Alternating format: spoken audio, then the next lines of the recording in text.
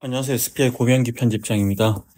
이 시간에는 사실 이제 리츠를 취재하면서 리츠 자산운용사 AMC들을 만나서 이제 이렇게 취재를 하면서 느낀 점들을 좀 계속 전달해 드리려고 합니다. 어떤 이제 새로운 소식이나 이런 것도 중요하지만 실제 주변에서 가까이에서 봤을 때 운용력들이 어떻게 이제 운용을 하고 있고 또 얼마나 신뢰를 주고 있는지 그런 점들을 좀 느낄 수 있는 그런 이야기를 좀 해보려고 하고요. 오늘은 롯데리츠 이야기를 해보려고 합니다. 롯데리츠는 이제 국내 1호 스폰서 리츠라고 할 수 있고요. 사실 이제 롯데리츠에 대한 이야기는 전반적으로 지금까지 긍정적인 이야기보다 부정적인 이야기가 좀 많았다고 여겨지는데, 다만 최근에 어떤 일련의 변화들을 보면 그래도 느리지만 천천히 이렇게 신뢰를 쌓아가는 모습을 느낄 수 있고요. 그런 부분들을 좀 이야기해 보려고 합니다. 이 2019년 10월 30일에 상장한 리츠죠. 이 우리나라 리츠 시장이 2018년부터 본격적으로 성장하기 시작했는데, 첫 번째 이제 이리츠 코크랩이 2018년도에 상장을 했고, 그리고 그 다음에 신한 알파리츠도 2018년에 상장을 했습니다. 그 뒤에 이제 세 번째로 이렇게 상장한 게 롯데리츠인데요. 앞서 말씀드린 것처럼 국내 1호 스폰서 리츠이고, 다만 이제 보면 상장 이후 지금까지 주가는 상당히 이렇게 많이 떨어져 있죠. 물론 이제 롯데리츠만 그런 게 아니라 많은 리츠들이 주가가 많이 하락했는데, 롯데리츠도 상장 대비해서는 44%나 이렇게 하락을 했습니다. 물론 또 이 금리 인상 이후에 상당히 안 좋았고, 최근에는 좀 회복세를 보였지만 여전히 이 투자자의 기대치에는 못 미치는 수준이고, 앞으로도 가야 할 길이 멀지만 어쨌든 또 현재 어떤 이제 모습으로 바뀌고 있는지 좀 말씀드리도록 하겠습니다. 이 간단하게 이제 롯데리츠는 다들 아시다시피 총 17개 자산을 담고 있고요. 이제 전체 보면 이제 쇼핑센터, 그리고 쇼핑센터 이제 롯데백화점이라든지 롯데마트, 아울렛 같은 쇼핑센터가 14개로 가장 많고, 그리고 물류센터 1개, 그리고 작년에 편입한 L7 강남이라든지, 그리고 재간접으로 투자하고 있는 이제 DF타워 강남 오피스, 이렇게 이제 17개 자산이 있고요. 현황을 보면 이 아까 주가는 잠깐 소개해드렸고, 이 배당금 추이를 보면 이제 가장 최근 이제 기수에 이제 배당을 이제 112원을 줬는데, 상장 초기에 비해서는 이제 줄어든 상태지만, 이 금리 인상 이후에 2022년 하반기부터 금리가 본격적으로 이제 이렇게 인상이 되는데, 그때 배당이 상당히 이렇게 많이 줄었죠. 이제 롯데리츠도 이 초기에 이제 저금리 시대 때 이제 이자 비용이 상당히 낮은 금리에 이제 대출을 조달했는데, 또 이렇게 금리 인상 이후에 또 리파이낸싱 과정에서 금리가 많이 올라가다 보니까 배당이 많이 줄었는데, 작년에 이제 많이들 보셨겠지만 이렇게 이제 적극적인 차원을 통해서 상당히 금리를 많이 낮췄고, 그런 점들이 또 최근에 배당이 조금씩 또 개선되는 그런 모습을 보이고 있습니다. 근데 이제 롯데리츠가 갖고 있는 가장 큰 이제 과제 중에 하나가 이 리테일 중심의 리츠라는 건데, 이 사모 부동산 펀드 쪽에서는 이미 리테일은 상당히 투자 심리가 안 좋고 많이들 투자를 안 하고 있고, 근데 이제 또 보면 공모 쪽에서도 보면 과거에 리테일을 담았던 어떤 펀드들의 문제라든지, 그리고 최근에 홈플러스 사태로 인해서 리테일에 대한 우려가 상당히 계속 안 좋은 상황이고, 물론 이제 현재 롯데리츠에 담고 있는 자산들 같은 경우에는 임대료를 내는데 큰 문제는 없지만, 어쨌든 계속해서 이 리테일에 대한 심리가 안 좋다 보니까 롯데리츠도 이게 리테일 리츠라는 정체성을 바꾸기 위해서 많이 노력을 하고 있고요. 작년에 이제 IR 자료를 보더라도 이 롯데리츠는 앞으로 리테일 리츠보다는 롯데그룹이 갖고 있는 우량 자산을 중심으로 이런 호텔, 오피스, 물류, 이런 장기적인 데이터 센터 같이 리테일로 이렇게 포트폴리오를 다변화하겠다, 이런 목표를 가지고 있고요. 그리고 이제 일단 이 대기업 스폰서 리츠의 특징이자 장점 중에 하나인데, 우수한 이제 신용을 바탕으로 이런 이제 리파이낸싱을 상당히 이렇게 잘 해나가고 있습니다. 작년 그러니까 2022년 말부터 금리가 인상하면서 이제 이 리파이낸싱으로 인해서 조달금리가 상당히 많이 상승했는데, 또 작년부터는 또 이렇게 금리를 계속해서 낮추면서 리파이낸싱 진행을 하고 있고요. 최근 투자 히스토리 아까 잠깐 설명드렸지만 작년에는 이제 두 개 자산을 투자를 했는데 앞서 말씀드린 대로 이제 비리테일 자산을 늘려가는 과정에서 작년에는 리테일이 아닌 자산들만 인수를 했습니다. 가장 최근에 인수한 게 L7 호텔 강남타워고요. 이거는 이 호텔과 오피스가 섞여 있는 그런 자산이고, 또 앞서 이제 작년 5월에는 코랑코 더원 강남 1호 리츠의 우선주 DF타워죠. DF타워 우선주를 또 이렇게 인수하면서 처음으로 오피스에 투자하기도 했습니다. 올해도 이제 롯데리츠의 과제는 아마 이제 리파이낸싱 될 텐데, 특히 이제 10월 달에 보면 이렇게 이제 대규모 이제 리파이낸싱 예정되어 있고, 특히 이 중에서도 담보대출 이제 3,100억 원이 있는데, 이게 올인 코스트 기준 이제 금리가 4.6% 정도 되는 걸로 알려져 있는데, 이거를 이제 좀 4월 달에 조기에 상환할 계획을 갖고 있습니다. 절반은 이제 담보대출로 하고, 절반은 회사채를 통해서 조기 차환을 하려고 하는데, 이렇게 추진하는 이유는 이제 어쨌든 빨리 이렇게 리파이낸스 조기해서 금리를 낮춰서 이자 비용을 절감하겠다, 이런 목적을 강하게 갖고 있고요. 이 3,100억 정도에 대한 어떤 이제 담보대출 리파이낸싱 통해서 조달 코스트를 50베이시스 포인트 이상 절감하는 게 목표라고 이렇게 하고 있고요. 그리고 올해 이제 롯데리츠 같은 경우에는 이제 신규 투자를 아주 적극적으로 하는 그런 어떤 전략은 갖고 있지 않고, 이제 우선은 이제 신규 투자를 할 수 있는 이런 증자는 부담스럽기 때문에 증자를 수반하지 않는 투자를 하기 위해서 최대한 어떤 현금을 많이 확보하려고 하고 있는데, 그 과정에서 이제 기존 자산 매각을 검토하고 있는데, 전체 자산을 매각하는 것보다는 이 백화점을 보면, 특히 롯데백화점 구리나 광주백화점 이런 데 백화점을 보면 주변에 쓰지 않는 그런 자산 부지들이 좀 있습니다. 그런 것들을 좀 이렇게 매각을 해서 최대한 이렇게 현금을 확보하고, 이를 통해서 향후에 또 이렇게 좀 우량한 자산들을, 그룹 자산식 우량한 자산들을 선별해서 투자하겠다는 생각을 갖고 있고요. 리테일은 아니고 이제 호텔이라든지 물류센터 정도를 우선적으로 좀 생각을 하고 있고, 실제 올해 이제 투자가 이뤄질지는 모르겠지만 어쨌든 올해는 이제 그런 이제 리파이낸싱 계속 하면서 이제 투자를 할 수 있는 여력을 갖춰가는 그런 노력을 할 것으로 예상하고 그런 계획을 세워두고 있습니다. 특히 이제 호텔 같은 경우에는 이제 롯데가 이제 자산들을 산다고 이렇게 많이 나오고 있는데, 그 중에서도 좀 실적이 좋은 L7 홍대 호텔 같은 경우를 좀 이렇게 인수를 타진할 수 있는 그런 가능성이 있는 자산이라고 여겨집니다. 네, 이게 현재 이제 롯데리츠 현황이고, 그리고 올해 롯데리츠가 생각하고 있는 부분들을 간단하게 이렇게 소개를 해드렸고요.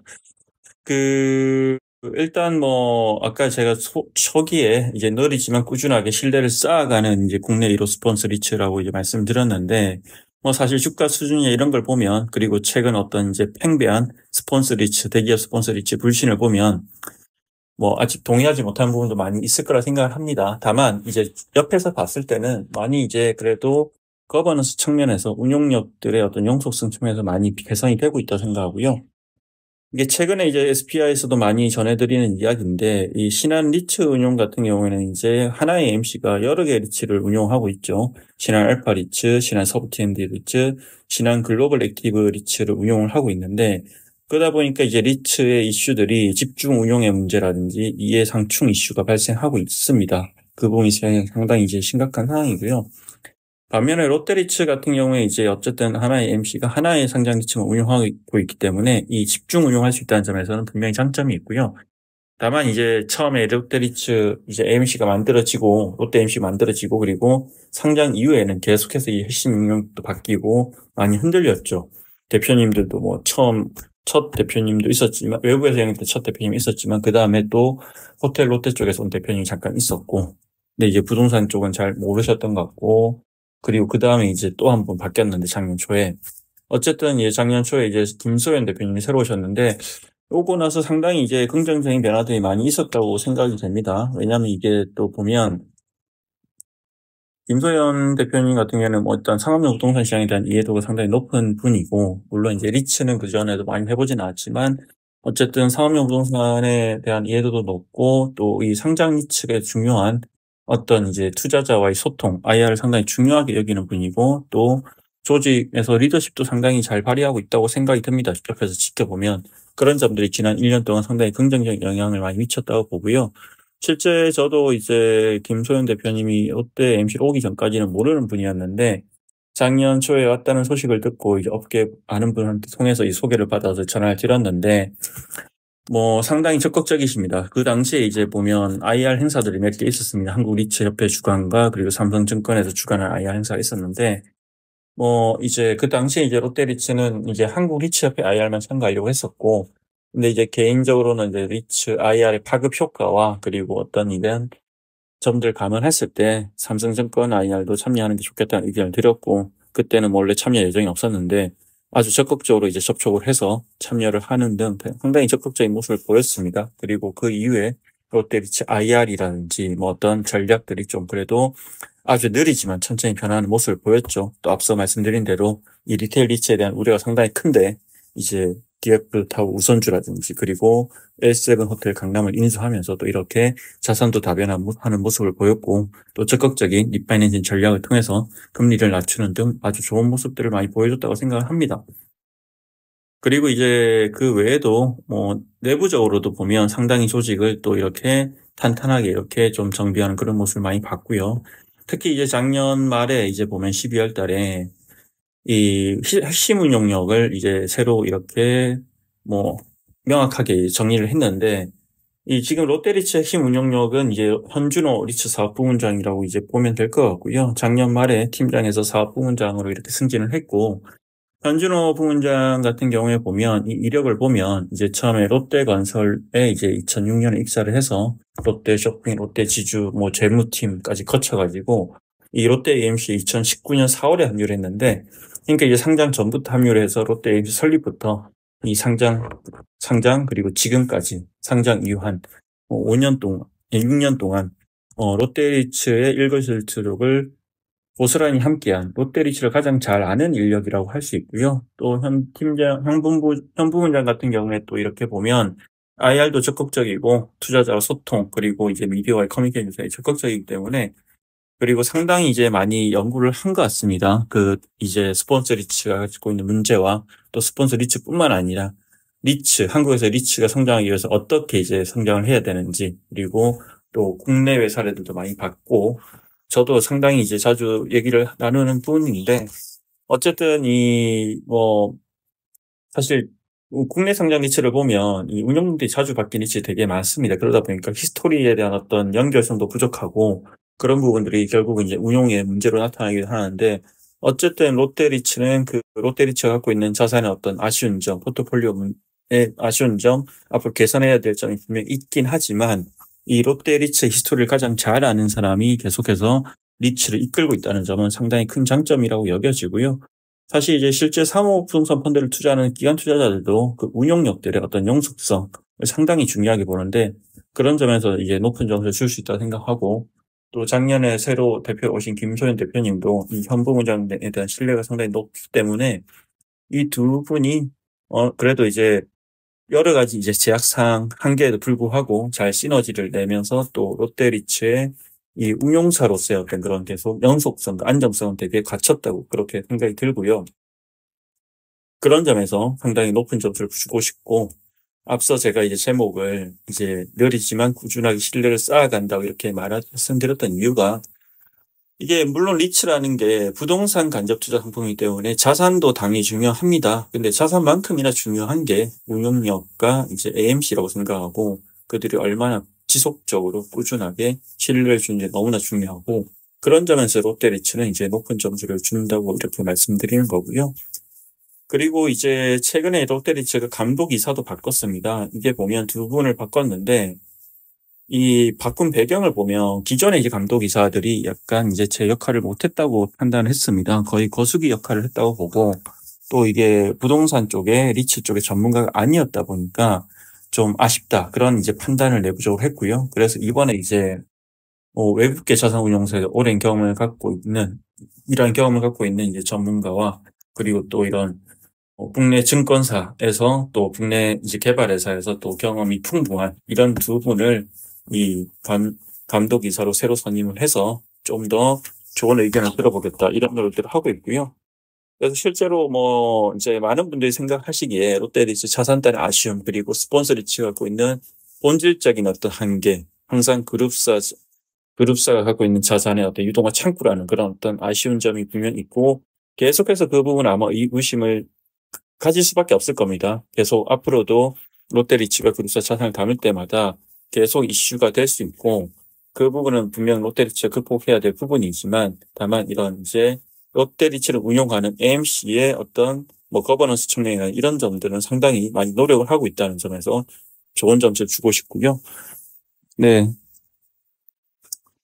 많은 사람들이 이제 스폰서 리츠가 뭐 한국 리츠 시장의 미래다 이렇게도 많이 얘기하지만, 저는 뭐 그렇게까지는 생각을 안 하고, 스폰서 리츠도 이제 한국이라는 리츠 시장에 나타나는데 아주 독특한 하나의 형태라 생각하고, 다만 이 스폰서 리츠도 당연히 한국 리츠 시장이 커가는데 중요한 역할을 해야 되고, 이걸 또 분명히 우리가 간과할 수는 없습니다. 그렇기 때문에 스폰서 리츠라는 존재를 인정을 하고, 또 그 스폰서 리츠가 갖고 있는 한계도 뭐 투자자들도 그리고 리츠 MC도 인정을 하고, 그 안에서 또 이거를 잘 발전시켜 날 수 있는 그런 고민을 해야 되는데, 어쨌든 롯데리츠는 이제 국내 1호 스폰서 리츠로서 뭐 여러 가지 노력을 하고 있고, 그러한 점들이 또 리츠 시장에 긍정적인 영향을 미칠 수 있을 거라고 생각을 합니다. 이상으로 느리지만 천천히 신뢰를 쌓아가고 있는 롯데리츠 이야기를 전해드렸습니다. 고맙습니다.